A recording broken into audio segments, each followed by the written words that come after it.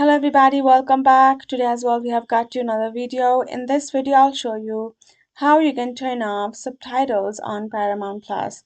But before that, please do make sure to like our video, subscribe our channel, and yes, without any further delay, let's start. So for that, what you're going to be doing over here is simply going to go ahead and access Paramount Plus on your laptop or on your mobile device, wherever you use it.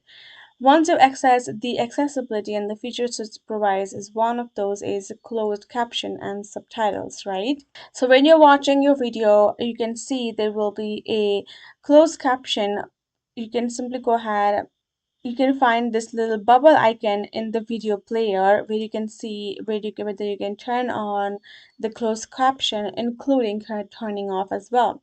Now if you want to simply go ahead, go to other settings, then you can go to settings plus audio, where you will be able to find other settings as well for a computer and mobile web, including on smart TVs and other devices.